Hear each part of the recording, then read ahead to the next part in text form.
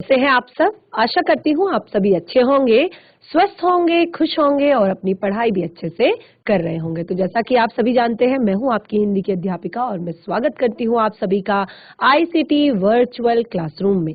आज हम यहाँ पर एकत्रित हुए हैं पढ़ने के लिए क्लास 12 की हिंदी। क्लास 12 की हिंदी में हमारी वितान पाठ्य पुस्तिका का चैप्टर 4 जो चल रहा था, डायरी के पन्ने, ये हमारा चैप्टर कंप्लीट हो गया है और मैंने आप लोगों को होमवर्क में इस पाठ से जुड़े हुए प्रश्नोत्तर करने के लिए दिए थे और आशा करती हूँ कि आप सभी ने अपने होमवर्क को कंप्लीट कर लिया होगा। आज हमारा जो सेशन है ये चलेगा आपकी आरोह पाठ्य पुस्तिका के चैप्टर 17 को लेकर, जिसमें हजारी प्रसाद द्विवेदी जी द्वारा लिखा गया पाठ है शिरीष के फूल। तो इस पाठ में द्विवेदी जी ने शिरीष के फूलों के द्वारा किस तरह से आंधी तूफान और बहुत सारी चीजों को, बहुत जो धरती पर बहुत सारे जो अवरोध आते हैं उनके साथ भी वो कोमल जो फूल हैं वो किस तरह से पुष्प जो है वो किस तरह से लगे हुए हैं, किस तरह से खिले हुए हैं, इनका वर्णन इन्होंने बहुत ही सुंदर तरीके से इस पाठ में किया है। तो हम पाठ को कंटिन्यू करते हैं, चलते हैं स्मार्ट बोर्ड की तरफ। बहुत ही ज्यादा महत्वपूर्ण आपका ये चैप्टर है परीक्षाओं की दृष्टि से, तो पाठ को जरूर समझने का और अच्छे से सुनने का प्रयास कीजिएगा।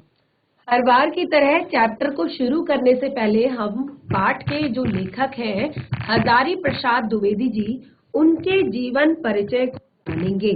और यहाँ पर जो द्विवेदी जी हैं, इन्होंने ये जो शिरीष के फूल जो ये हमारा चैप्टर है, इसमें पुराने फलों के अधिकार, लिप्स, खड़खड़ाहट और नए आए पत्तों द्वारा उन्हें धकिया कर बाहर निकालने में जो चीजें बताई गई हैं, उसमें लेखक का साहित्य, समाज और राजनीति में पुरानी और नई पीढ़ी के बीच जो द्वंद्व है वो देखने को मिलता है। उसका जो सांकेतिक द्वंद्व की ओर संकेत करता है तथा स्पष्ट रूप से ये बताता है कि जो पुरानी पीढ़ी है और हम सब नएपन के कारण इस साहस को हम देखना चाहते हैं। तो बहुत ही प्यारा निबंध उन्होंने इस शिरीष के फूल के माध्यम से, यानी कि जो पाठ है उन्होंने निबंध विधा में लिखा है। तो हम उनके जीवन परिचय को थोड़ा सा जान लेते हैं। जन्म 1907, आरत दुबे का छापरा, बलिया, उत्तर प्रदेश में हुआ था। प्रमुख रचनाएं अशोक के फूल, कल्पता, विचार और वितर्क, कुटज, विचार प्रवाह, आलोक पर्व, प्राचीन भारत के कलात्मक विनोद, ये भी इनके सारे निबंध संग्रह है। बाण भट्ट की आत्मकथा, चारुचंद्र, पुनर्वा, अनामदास का पोथा, ये इनके उपन्यास हैं। सूर साहित्य, कबीर, मध्यकालीन बोध का स्वरूप, नाथ संप्रदाय, कालिदास की लालित्य योजना, हिंदी साहित्य का आदिकाल, हिंदी साहित्य की भूमिका, हिंदी साहित्य उद्भव और विकास, ये इनके आलोचना साहित्य इतिहास है। और संदेश रासक, पृथ्वीराज रासो, नाथ सिद्धों की बानियां, ये इनके ग्रंथ संपादन है। विश्व भारती, शांति निकेतन पत्रिका का संपादन। तो बहुत सारी इन्होंने अपने जीवन में बहुत सारे लेख इन्होंने लिखे हैं, यानी कि हिंदी साहित्य में इनका एक बहुत ही बड़ा योगदान हजारी प्रसाद द्विवेदी जी का रहा है। अब कुछ प्रमुख सम्मान जिनसे ये सम्मानित हुए। साहित्य अकादमी, जो कि आलोक पर्व पर भारत सरकार द्वारा पद्म भूषण, लखनऊ विश्वविद्यालय द्वारा डीलिट, तो ये इनको सम्मान मिले हैं। मृत्यु इनकी सन 1979 दिल्ली में हुई थी। तो यहाँ पर द्विवेदी जी कहते हैं, मैं साहित्य को मनुष्य की दृष्टि से देखने का पक्षपाती हूँ। मैं साहित्य को मनुष्य की दृष्टि से देखने का पक्षपाती हूँ, जो वाग्जाल मनुष्य को दुर्गति, हीनता और परमुखोपेक्षिता से बचा न सके, जो उसकी आत्मा को तजोदीप्त न बना सके, जो उसके हृदय को पर दुख कातर और संवेदनशील न बना सके, उसे साहित्य कहने में मुझे संकोच होता है। तो यहाँ पर द्विवेदी जी कहते हैं कि मैं साहित्य को मनुष्य की दृष्टि से देखने का पक्षपाती हूँ, कि एक जैसे एक आम मनुष्य देखता है, मैं उसकी दृष्टि से देखने का पक्षपाती हूँ, जो वाग्जाल मनुष्य को दुर्गतिहीनता और परमुखापेक्षित से बचा न सके, उसकी आत्मा को तेजोदीप्त ना बना सके, जो उसके हृदय को पर दुख कातर और संवेदनशील न बना सके, उसे साहित्य कहने में मुझे संकोच होता है। तो हम यहाँ पर हजारी प्रसाद द्विवेदी जी द्वारा लिखा गया जो हमारा चैप्टर है शिरीष के फूल, इस चैप्टर को हम पढ़ेंगे। जैसे कि मैंने आपको बताया कि जो चैप्टर है, ये पाठ जो है वो हमें दिखाता है कि किस तरह से यहाँ पर जो पुरानी और नई पीढ़ी का जो द्वंद्व है, उस द्वंद्व को ये चैप्टर संकेतित करता है, उस द्वंद्व की तरफ ये संकेत करता है कि जैसे जो शिरीष के जो फूलों का जो अधिकार है वो लिप्सू और खड़खड़ाहट के नए जो पत्ते हैं उनके द्वारा धकिया कर बाहर निकालने में लेखक ने साहित्य में समाज और राजनीति में पुरानी और नई पीढ़ी का द्वंद्व संकेतित किया है। शुरू करते हैं हम चैप्टर को। यहाँ बैठकर लेख लिख रहा हूँ, उसके आगे पीछे दाएं बाएं शिरीष के अनेक पेड़ हैं। तो शिरीष के फूल बहुत ही सुंदर एक ये शिरीष का पेड़ होता है और वो चारों तरफ से फूलों से भरा हुआ होता है जब उसका सीजन आता है। तो यहाँ पर लेखक कहते हैं कि मैं यहाँ पर बैठकर लेख लिख रहा हूँ और इस जगह पर आगे पीछे दाएं बाएं शिरीष के अनेक पेड़ हैं। जेठ की जलती धूप में जबकि धरती निर्धूम अग्नि कुंड बनी हुई है, शिरीष के ऊपर तक फूलों, शिरीष का जो पेड़ है वो नीचे से ऊपर तक फूलों से लद गया है, यानी कि इसका सीजन है गर्मी का समय। तो वो कहते हैं कि जेठ की जब जलती धूप, जून का जब महीना होता है, मई जून का जो महीना होता है, तो वो जेठ की जलती धूप का महीना होता है, जब पूरी धरती निर्धूम अग्निकुंड बनी हुई होती है, यानी कि चारों तरफ बहुत ही ज्यादा गर्मी होती है, बहुत ही ज्यादा आग होती है। तो शिरीष नीचे से ऊपर तक फूलों से लद गया होता है। कम फूल इस प्रकार की गर्मी में फूल सकने की हिम्मत करते हैं और ऐसे बहुत ही कम फूल हैं जो इतनी गर्मी में फूलने की हिम्मत रखते हैं, यानी कि खिलने की हिम्मत रखते हैं। कर्णिकार और आरगवद यानी कि अमलतास की बात मैं भूल नहीं रहा हूं कि वे भी आसपास बहुत हैं, लेकिन शिरीष के साथ अमलतास की तुलना नहीं की जा सकती। वह 15-20 दिन के लिए फूलता है और वसंत ऋतु के पलाश की भांति कबीरदास को इस तरह 10-15 दिन के लिए लहक उठना पसंद नहीं था। तो यहाँ पर हजारी प्रसाद द्विवेदी जी कहते हैं कि जैसे अमलतास है, भले ही वो भी खिला हुआ है, लेकिन उसकी तुलना मैं शिरीष के फूलों के साथ नहीं कर सकता। वह केवल 15-20 दिन के लिए फूलता है और वसंत ऋतु के पलाश की भांति, यानी कि जिस तरह वसंत ऋतु में पलाश के फूल खिलते हैं, तो ये उन्हीं की तरह 10-15 दिन के लिए खिलता है। तो कबीरदास जी को ये 10-15 दिन के लिए लहक उठना बिल्कुल भी पसंद नहीं था, बिल्कुल भी अच्छा नहीं लगता था। यह भी क्या कि 10 दिन फूले और फिर खड़क के खड़क दिन 10 फुला फुल के खड़क भया पलास, यानी कि ऐसे दमुदारों से तो लंडूरे भले, यानी कि फूल है शिरीष, वसंत के आगमन के साथ लहक उठता है, आषाढ़ तक जो निश्चित रूप से मस्त बना रहता है, मन रम गया तो भरे भादों में भी निर्घात फूलता रहता है। अब उमस से प्राण उबल रहा है और लू से हृदय सूखता रहा है। एकमात्र शिरीष कालजयी अवधूत की भांति जीवन की अजेयता का मंत्र प्रचार करता रहता है। यद्यपि कवियों की भांति हर फूल पत्ते को देखकर मुग्ध होने के लायक हृदय विधाता ने नहीं दिया है। तो यहाँ पर हिंदी साहित्य के बहुत ही बड़े लेखक कहते हैं हजारी प्रसाद द्विवेदी जी कि वो कहते हैं कि उमस से प्राण उबल रहा है और लू से हृदय सूख रहा है और एकमात्र जो शिरीष है कालजयी शिरीष यानी कि समय को मात देने वाला जो शिरीष है वो अवधूत की भांति जीवन की इस अजेयता के मंत्र का प्रचार कर रहा है। यानी कि वो वसंत ऋतु के आगमन पर खिलता है और जेठ की भीषण गर्मी में भी खिलता रहता है और अगर मन मस्त रहा मदमस्त रहा तो वो आषाढ़ यानी कि आषाढ़ तक निश्चित ही रूप से मस्त बना रहता है यानी कि फूलता रहता है।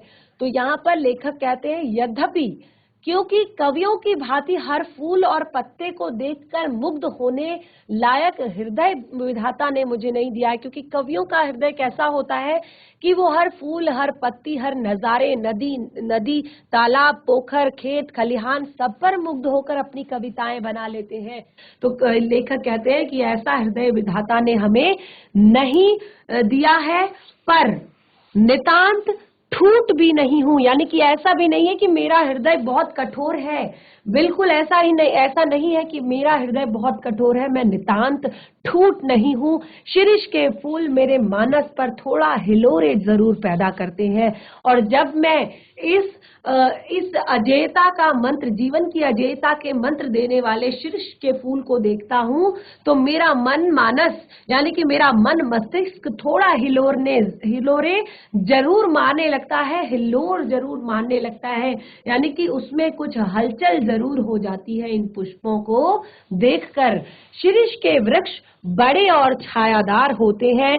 पुराने भारत का रईस जिन मंगल जनक वृक्षों को अपनी वृक्ष वाटिका की चार दीवारी के पास लगाया करता था उनमें एक शिरीष भी है।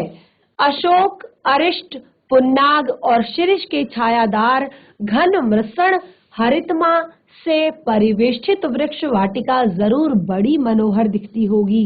वात्स्यायन कामसूत्र में बताया है कि वाटिका के सघन छायादार वृक्षों की छाया में ही झूला लगाया जाना चाहिए।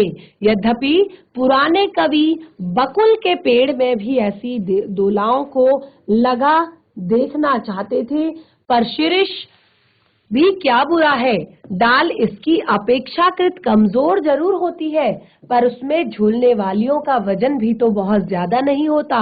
कवियों की तो यही तो बुरी आदत है कि वो वजन का एकदम ख्याल नहीं करते। मैं तुंदिल नरपतियों की बात नहीं करता, कह रहा हूँ वे चाहे तो लोहे के पेड़ बनवा लें। तो यहाँ पर कवि ने शिरीष का जो वृक्ष है, शिरीष का जो पेड़ है उसके पेड़ की बात बताई है कि बहुत ही ज्यादा सुंदर, पहले के समय में जो बहुत ही ज्यादा बगीचे के को अच्छा मानने वाले जो लोग होते थे, पेड़ पौधे पसंद करने वाले जो लोग होते थे और खासतौर पर बड़े लोग जो होते थे जिनके पास बहुत बड़ा गार्डन होता था, तो वो कुछ अशोक के पेड़ और इस तरह के जो कुछ अच्छे हरे भरे छायादार जो पेड़ हैं उनको अपने बगीचों में लगाना पसंद करते थे। और कवि यहाँ पर लेखक कहते हैं कि कवि कहते हैं कि शिरीष के फूलों पर भी झूला अगर डाल दिया जाए तो बहुत ही प्यारा लगेगा, लेकिन शिरीष के डाल जो होती है भले ही वो थोड़ा सा कमजोर होती है लेकिन उन पर झूलने वालियों के वजन कौन सा ज्यादा होते हैं। और अक्सर जो कवि होते हैं जब वो अपनी कविताएं लिखते हैं तो वो वजन पर ध्यान नहीं देते। शिरीष के फूल संस्कृत साहित्य में बहुत कोमल माना गया है। मेरा अनुमान है कि कालिदास ने यह बात शुरू में प्रचार की होगी। उनका इस पुष्प पर कुछ पक्षपात था, यानी कि मेरा भी है। कह गए हैं शिरीष पुष्प केवल भौरों के पदों का कोमल दबाव सहन कर सकता है, पक्षियों का बिल्कुल नहीं। पद सेहत भ्रमस्य पेवलम शिरीष पुष्पम न पुनः पत्रिणाम। अब मैं इतने बड़े कवि की बात का विरोध कैसे करूं? सिर्फ विरोध करने की हिम्मत न होती तो भी मैं कुछ कम बुरा नहीं था, यहाँ तो इच्छा भी नहीं है। खैर, मैं दूसरी बात कह रहा था। शिरीष के देखिए इस तरह का शिरीष का जो पेड़ होता है, शिरीष के जो फूल होते हैं वो कुछ इस तरह के दिखाई देते हैं। तो लेखक कहते हैं, मैं कुछ कह रहा था कि फूलों की कोमलता देखकर परवर्ती कवियों ने समझा कि उसका सब कुछ कोमल है। यह भूले हैं कि इसके फल इतने मजबूत होते हैं कि नए फूलों के निकल आने पर भी स्थान नहीं छोड़ते। तब तक नए पत्ते मिलकर ढकियाकर उन्हें बाहर नहीं कर देते, तब तक वे डटे रहते हैं। वसंत के आगमन के समय जब सारी वनस्थली पुष्प पत्र से मरमरित होती रहती है, शिरीष के पुराने फल बुरी तरह से खड़खड़ाते रहते हैं। मुझे इनको देखकर उन नेताओं की बात याद आती है जो किसी प्रकार जमाने का रुख नहीं पहचानते और जब तक नई पौध के लोग उन्हें धक्का मारकर नहीं निकाल देते तब तक वे जमे रहते हैं। तो यहाँ पर शिरीष के जो फूल हैं उनके माध्यम से कवि ने कहा है कि जैसे यहाँ पर उन्होंने कहा, ये जो शिरीष के जो पुष्प हैं बच्चों, ये लेखक की एक संग्रह कल्पता से उद्दित है और इसमें लेखक ने आंधी, लू, गर्मी की जो प्रचंडता है, कहा है कि उसके अवधूत की तरह अविचलित होकर ये जो पुष्प है, ये जो पेड़ है, कोमल पुष्पों का सौंदर्य बिखेर रहा है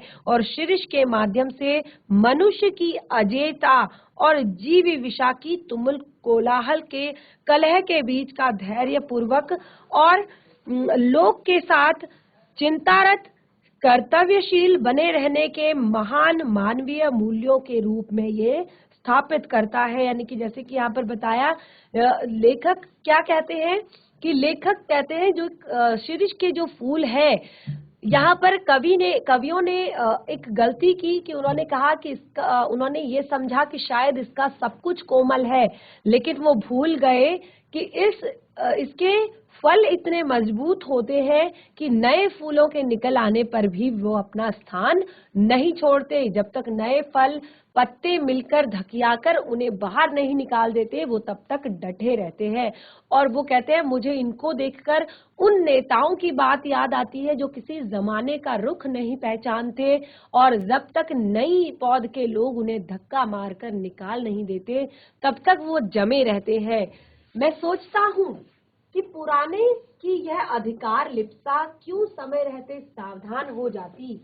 यानी कि वो कहते हैं जो पुराने लोग हैं, यानी कि उनकी जो अधिकार लिप्सा है, यानी कि अपने जिस चीज का उन्हें अधिकार दिया गया है उसके प्रति प्रेम, उनका क्यों वो समय रहते इस चीज को नहीं जान पाते, समय रहते इस चीज को नहीं पहचान पाते कि अब हमारा अधिकार इस चीज पर से खत्म हो गया है। क्योंकि हमारे आने वाली पीढ़ी, देखिए समय के साथ सब कुछ बदलता रहता है, तो समय के साथ इंसान की आयु भी ढलती है, समय के साथ इंसान की जो विचारधारा है वो भी बदलती है। तो यहाँ पर बताया गया कि लेखक कहते हैं कि वो जो लोग हैं, मैं सोचता हूँ कि वो अपनी अधिकार लिप्सा को समय रहते क्यों नहीं समझ पाते और उसके लिए वो क्यों सावधान नहीं हो जाते। जरा और मृत्यु, ये दोनों ही जगत के अति परिचित और अति प्रामाणिक सत्य है। जरा और मृत्यु, तो यानी कि हम जीवन भर ये सोचते रहते हैं कि जरा और, जरा और, जरा और, जरा और, जरा और, लेकिन जरा और मृत्यु, जरा यानी कि जो लिप्सा है, चीजों के प्रति जो हमारा लालच है, चीजों के लिए जो हमारे मन में एक मोह है, वो और मृत्यु, ये दोनों ही इस जगत के अति परिचित यानी कि बिल्कुल सबको पता है, मृत्यु सबसे बड़ा सत्य है और लोभ भी सबसे बड़ा सत्य है। तो अति परिचित और अति प्रामाणिक सत्य है। तुलसीदास ने अफसोस के साथ इनकी सच्चाई पर मुहर लगाई थी। तो यहाँ पर हजारी प्रसाद द्विवेदी जी कहते हैं कि तुलसीदास ने अफसोस के साथ यानी कि दुख के साथ इनकी सच्चाई पर मुहर लगाई थी कि ये दोनों ही सत्य हैं। धरा को प्रमाण यही तुलसी, जो फरासो झरा, जो बरासो बुताना। तो यहाँ पर कहते हैं कि तुलसीदास ने अपने इन पंक्तियों से इस बात पर मुहर लगाई थी कि धरा को प्रमाण यही, पृथ्वी पर यही प्रमाण है, तुलसी जो फरासो झरा, जो फर गया, जो बीत गया वो झड़ गया, जो बड़ा सो बुताना, यानी कि जो बड़ा वो ही चीजों को आगे लेकर जाएगा। मैं शिरीष के फूलों को देखकर ये कहता हूं कि क्यों नहीं फलते ही समझ लेते बाबा कि झड़ना निश्चित है। यानी वो कहते हैं कि मैं शिरीष के फूलों को देखकर ये कहता हूं कि ये क्यों नहीं फलते ही समझ लेते हैं कि हमें झड़ना भी है, एक दिन झड़ना भी निश्चित है। पर सुनता कौन है? महाकाल देवता सपासप कोड़े चला रहे हैं, जीर्ण और दुर्लभ जड़ रहे हैं, जिनमें प्राण कण थोड़ा भी ऊर्ध्वमुखी है वे टिक जाते हैं। दुरंत प्राणधारा और सर्वव्यापक कालग्नि की संघर्ष निरंतर चल रही है। तो अब यहाँ पर लेखक कहते हैं कि लेकिन सुनता कौन है इस चीज को? जो महाकाल देवता है, महाकाल देवता यानी कि काल जो है वो सपासप कोड़े चला रहा है, यानी कि वो लोगों को अपना ग्रास वो लगातार बना रहा है और जीर्ण और दुर्लभ झड़ रहे हैं। जो जीर्ण है, जो दुर्लभ है, जो बूढ़े हो चुके हैं, जो अब समाप्त हो चुके हैं, जिनका समय अब समाप्त हो चुका है, वो अब झड़ रहे हैं, समाप्ति की ओर है, खत्म हो रहे हैं। जिनमें प्राण कण थोड़ा भी ऊर्ध्वमुखी है, जिनमें प्राण कण यानी कि जिनमें थोड़ा सा भी प्राण है और जीने की चाहत है, वे टिक जाते हैं और दुरंत प्राणधार और सर्वव्यापक कालाग्नि में संघर्ष जो है वो निरंतर चलता रहता है। और इस धरती पर जीवन और जीने में जो संघर्ष है वो निरंतर चलता रहता है।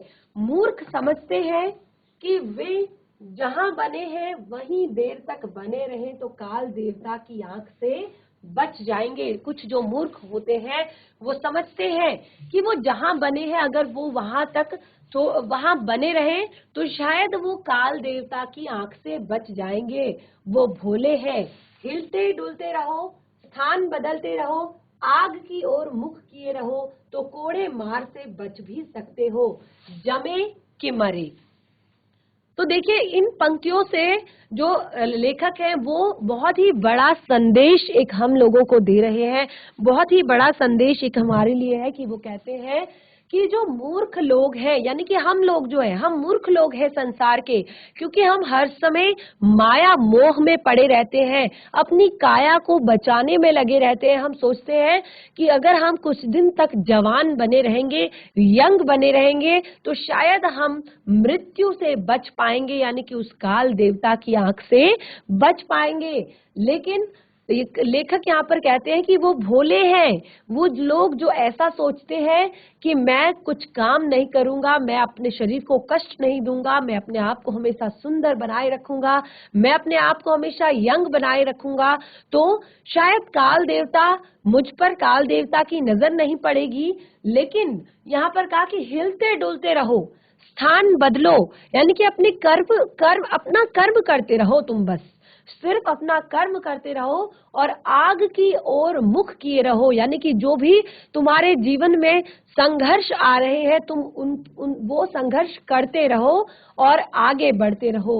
तो यहाँ पर लेखक कहते हैं कि तब शायद तुम कोड़ों की मार से बच सको, यानी कि सत्कर्म करते रहो, अपना कर्म करते रहो, तो तब शायद तुम्हें थोड़ा बहुत छूट मिले, क्योंकि काल देवता भी ये सारी चीजें देख रहे हैं। और कर्म करने से, निरंतर कर्म करने से रहने से मन और मस्तिष्क और शरीर तीनों जो है वो स्वस्थ रहते हैं, तो तब शायद तुम थोड़ा सा बच सकते हो। आगे कहते हैं, एक एक बार मुझे मालूम होता है कि यह शिरीष एक अद्भुत और अवधूत है। दुख हो या सुख वह हार नहीं मानता, न ऊधों का लेना न माधो का देना। जब धरती और आसमान जलते रहते हैं तब भी यह हजरत न जाने कहां से अपना रस खिंचवाते रहते हैं। मौज में आठों याम मस्त रहते हैं। और एक वनस्पति शास्त्री ने मुझे बताया कि यह उस श्रेणी का पेड़ है जो वायुमंडल से अपना रस खींचता है। जरूर खींचता होगा, नहीं तो भयंकर लू के समय इतने कोमल तंतु जाल और ऐसे सुकुमार केसर को कैसे उगा सकता है। तो यहाँ पर लेखक कहते हैं कि मुझे एक एक बार मालूम होता है, यानी कि जब भी मैं शिरीष के फूलों के बारे में सोचता हूँ, शिरीष के बारे में सोचता हूँ, तो हर बार मुझे मालूम होता है कि ये एक अवधूत है, ये एक अद्भुत अवधूत है। ये चाहे दुख हो या सुख हार नहीं मानता, न ऊधों का लेना न माधो का देना, यानी कि ये हर सुख दुख में डटा रहता है बिल्कुल, और इसको ना तो किसी से लेना है ना किसी का देना है। और उस समय भी जब धरती और आसमान जल रहे होते हैं, निरंतर जो है धरती पर गर्मी बढ़ रही होती है, तो वो कहते हैं फिर भी इसकी ऐसी मजाल, ऐसी हजरत कि न जाने कहां से अपने लिए रस खींचता है, यानी कि न जाने अपने आप को शांत कैसे बनाए रखता है, न जाने अपने आप में इतनी कोमलता को कैसे बनाए रखता है, और मौज से आठों याम मस्त रहता है। यानी कि आठों टाइम, ऐसा नहीं कि दिन के समय अगर धूप है तो मुरझा गया, तो वो कहते हैं मौज मौज में रहता है आठों टाइम। तो यहाँ पर एक मनुष्य के मन की बात यहाँ पर लेखक ने की है कि अगर मनुष्य भी अपने जीवन में अपने सुख दुखों से हार न मानकर ना किसी से इधर उधर की बातें करे, तो वह भी अपने जीवन को बहुत ही ज्यादा सुकून से जी सकता है, बहुत ही शांति पूर्वक जी सकता है। तो वो कहते हैं कि एक वनस्पति शास्त्री ने मुझे बताया, वनस्पति शास्त्री यानी कि जो पेड़ पौधों का अध्ययन करते हैं, उन्होंने बताया कि ये जो पेड़ है, ये उस श्रेणी का पेड़ है जो वायुमंडल से अपने लिए रस खींचता है। यानी कि वायुमंडल में जितनी नमी है, क्योंकि एक टाइम पे ऐसा समय आता है जब धरती में भी जल सूख जाता है, बहुत ज्यादा गर्मी जब पड़ने लगती है, लू जब पड़ने लगती है, तो धरती भी तप उठती है और धरती में भी पानी बहुत कम हो जाता है। तो पेड़ को अपने जीवन को बहुत अच्छे से जीने के लिए पानी नहीं मिल पाता। तो यहाँ पर वनस्पति शास्त्री बताते हैं कि ये उस श्रेणी का पेड़ है जो वायुमंडल से अपना रस खींचता है, यानी कि वायुमंडल में जो वाष्प के कण हैं उनको अपनी ओर सोखता है, अपने आप में सोख लेता है। तो लेखक कहते हैं कि जरूर सोखता होगा, जरूर खींचता होगा, नहीं तो भयंकर लू के समय ये इतने कोमल तंतु जाल और सुकुमार केसर से को कैसे उगा सकता था। अवधूतों के मुंह से ही संसार की सबसे सरस रचनाएं निकली हैं। कबीर बहुत कुछ इस शिरीष के समान नहीं थे, मस्त और बेपरवाह, शिरीष के समान ही थे, मस्त और बेपरवाह, पर सरस और मादक कालिदास भी जरूर अनासक्त योगी रहे होंगे। शिरीष के फूल पकड़ना मस्ती से ही उपज सकते हैं, और मेघदूत का काव्य उसी के अनासक्त अनाविल उन्मुक्त हृदय में उमड़ सकता है। तो यहाँ पर शिरीष के पुष्प की तुलना लेखक जो है वो यहाँ पर कबीर दास जी से करते हैं। तो कबीर लेखक कहते हैं कि अवधूतों के मुंह से ही संसार की सबसे रस भरी रचनाएं निकल सकती हैं। तो शिरीष के वृक्ष को अवधूत कहा और कबीर को अवधूत कहा। वो कहते हैं कि कबीर भी कुछ इसी तरह के शिरीष के फूल के समान ही थे, मस्त थे और बेपरवाह थे, पर सरस और मादक भी वो थे। कालिदास, वो कहते हैं कि कालिदास भी जरूर अनासक्त योगी रहे होंगे, यानी कि अनासक्त योगी जिनका किसी के साथ कोई लेना देना नहीं है। शिरीष के फूलों के पकड़ना मस्ती से ही उपज सकते हैं, यानी कि ऐसी जो मस्ती है वो शिरीष पकड़ना मस्ती जो है वो उसी से उपज सकती है। और कालिदास का जो काव्य है मेघदूत, वो कहते हैं कि उसी प्रकार के अनासक्त अनाविल उन्मुक्त हृदय में उमड़ सकता है, जो कभी अनासक्त नहीं रह सका, जो फक्कड़ नहीं बन सका, जो किए कराए पर लेखा जोखा मिलाने में उलझा रहा, वह भी क्या कवि है। वो कहते हैं कंटाप राज की प्रिया विज्जिका देवी ने गर्व पूर्वक कहा था कि एक कवि ब्रह्मा थे और दूसरे वाल्मीकि और तीसरे व्यास। एक ने वेदों को दिया, दूसरे ने रामायण को और तीसरे ने महाभारत को।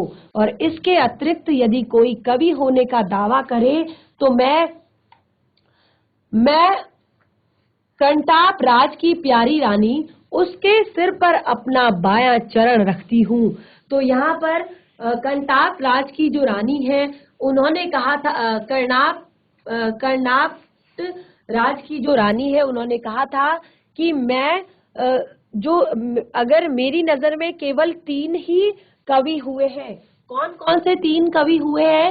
यहाँ पर उन्होंने कहा मेरी नजर में केवल 3 कवि हुए हैं। यहाँ पर सबसे पहले ब्रह्मा जिन्होंने वेदों की रचना की, वाल्मीकि जिन्होंने रामायण की रचना की, और तीसरे वेद व्यास जिन्होंने महाभारत की रचना की। तो इसके अलावा अगर कोई कवि होने का दावा करता है तो मैं उस पर अपना बायां चरण रखती हूँ। तेषा मुर्गिन ददामि वाम चरणम कंटाट राजप्रिया। मैं जानता हूँ कि इस उपालंब से दुनिया का कोई कवि हारा नहीं है, पर इसका मतलब यह नहीं कि कोई लजाया नहीं तो उसे डांटा भी न जाए। पर मैं कहता हूँ कि कवि बनना है तो मेरे दोस्तों फक्कड़ बनो, शिरीष की मस्ती की ओर देखो। लेकिन अनुभव ने मुझे बताया है कि कोई किसी की नहीं सुनता, मरने दो। तो कवि पहले खुद समझा रहे हैं, लेखक पहले खुद समझा रहे हैं कि यहाँ पर इसका मतलब ऐसा नहीं है, उन्होंने अगर ऐसा कहा कि इसका मतलब ऐसा नहीं कि कोई लजाया नहीं तो उसे डांटा भी न जाए। पर मैं कहता हूं कि कवि बनना है मेरे दोस्तों तो फक्कड़ बनो, यानी कि अपने आप को मस्त मौला बनाओ। अपने आप के अंदर से ये सारी चीजें जो तुम्हारे अंदर है, लोभ मोह काम क्रोध, वो सारी चीजें छोड़ दो। देखो बस केवल इस धरती को देखो, अपने आप में मस्त रहो, किसी से लेना देना ना रखो। लेकिन फिर स्वयं ही कहते हैं कि अनुभव ने मुझे बताया है कि आज के टाइम पर कोई किसी की नहीं सुनता, मरने दो। अब कालिदास अगर वजन ठीक रख सकते, क्योंकि वे अनासक्त योगी की स्थिर प्रज्ञता और दिग्वत प्रेमी का हृदय पा चुके थे। कवि होने से क्या होता है, मैं भी छंद बना लेता हूँ, तुक जोड़ लेता हूँ, और कालिदास भी छंद बना लेते थे, तुक जोड़ सकते ही होंगे। इसलिए हम दोनों एक श्रेणी के नहीं हो जाते। पुराने सहृदय से किसी ने ऐसे ही दावेदार को फटकारते हुए कहा था, वयमपि कवयः कवयः कव्यस्ते कालिदास साध। मैं मुग्ध और विस्मय विमूढ़ होकर कालिदास के एक एक श्लोक को देखकर हैरान हो जाता हूँ। अब इस शिरीष के फूल का ही एक उदाहरण लीजिए। शकुंतला बहुत सुंदर थी, सुंदर क्या होने से कोई हो जाता है? देखना चाहिए कि कितने सुंदर हृदय से वो सौंदर्य की डुबकी लगाकर निकला है। शकुंतला कालिदास के हृदय से निकली थी, विधाता की ओर से कोई कापड्य नहीं था, कवि की ओर से भी नहीं था। राजा दुष्यंत भी अच्छे भले प्रेमी थे, उन्होंने शकुंतला का एक चित्र बनाया था, लेकिन रह रहकर उनका मन खींच उठता था। कहीं न कहीं कुछ छूट गया। बड़ी देर के बाद उन्हें समझ आया कि शकुंतला के कानों में वे उस शिरीष के पुष्प को देना भूल गए हैं, जिसके केसर गंड स्थल तक लटके हुए थे, और रह गया वह सरचंद्र की किरणों के समान कोमल और शुभ्र मृणाल का हार। तो अब यहाँ पर लेखक ने कहा है कि कालिदास का जो हृदय था, शकुंतला उनके हृदय से निकली थी, और विधाता की ओर से इसका कोई कापड्य नहीं था, कवि की ओर से भी नहीं था। और राजा दुष्यंत जो थे वो भी अच्छे भले प्रेमी थे, तो उन्होंने शकुंतला का एक चित्र बनाया, लेकिन रह रहकर उनका मन जो है खींच उठता था, उनका मन जो है क्रोधित हो उठता था कि कहीं न कहीं कुछ छूट गया है। अब यहाँ पर बताया गया है कि कालिदास के सौंदर्य के बाह्य आवरण को भेद कर उसके भीतर तक पहुंच सकते थे। दुख हो कि सुख, वे अपने भाव रस उस अनासक्त कृपिवल की भांति खींच लेते थे, जो निर्दलित इक्षुदंड से रस निकाल लेता है। कालिदास महान थे क्योंकि वो अनासक्त रह सके थे। कुछ इस श्रेणी की अनासक्ति आधुनिक हिंदी के कवि सुमित्रा नंदन पंथ में है। कविवर रविंद्रनाथ में भी यह अनासक्ति थी। एक जगह उन्होंने लिखा है, राजोदान का सिंहद्वार कितना भी अभ्रभेदी क्यों न हो, उसकी शिल्प कला कितनी ही सुंदर क्यों न हो, वह नहीं कह सकता कि हम में आकर सारा रास्ता समाप्त हो जाएगा। गंतव्य स्थान उसे अतिक्रम करने के बाद ही है, यह बताना उसका कर्तव्य है। फूल हो या पेड़, वह अपने आप में समाप्त नहीं है, वह किसी अन्य वस्तु को दिखाने के लिए उठी हुई अंगुली है, वह इशारा है। शिरीष तरु सचमुच पक्के अवधूत की भांति मेरे मन की ऐसी तरंगे जगा देता है जो ऊपर की ओर उठती रहती है। इस चिलकती धूप में इतना सरस वह कैसे बना रह सकता है। तो बच्चों, आज के इस चैप्टर में जो शिरीष का फूल हजारी प्रसाद द्विवेदी जी ने ये चैप्टर लिखा है, इसमें बहुत ही सारी महत्वपूर्ण बातें आपको बताई गई हैं कि किस तरह जीवन में जब हम अक्खड़पन लेकर आते हैं, यानी कि जीवन में अगर हम चीजों में फंसे रहेंगे तो हम कुछ भी नया नहीं कर पाएंगे। अगर हमने अपने जीवन में अगर हम अक्खड़पन लेकर आए हैं, यानी कि अपने आप में हम मस्त रहते हैं, खुश रहते हैं और अपने कार्य में व्यस्त रहते हैं, तो शायद हमारा जीवन जो है काफी अच्छा चल सकता है। लेकिन अगर हम हमेशा दुख में, मोह में, लोभ में अगर डूबे रहें तो हम एक दिन इसी तरह समाप्त हो जाएंगे। तो हर परिस्थिति में सुदृढ़ बने रहने के लिए यहाँ पर आपको हजारी प्रसाद द्विवेदी जी कहते हैं शिरीष के फूल का उदाहरण देकर कि किस तरह से जेठ की तपती हुई गर्मी में भी वह अपने आप को सरस बनाए रखता है, अपने आप को सुंदर बनाए रखता है। तो इस चैप्टर को कंटिन्यू करेंगे अपने नेक्स्ट सेशन में। जितना भी हमने आज पढ़ा है इसको घर पर जरूर रिवाइज करें। तब तक के लिए धन्यवाद। आपका दिन शुभ हो।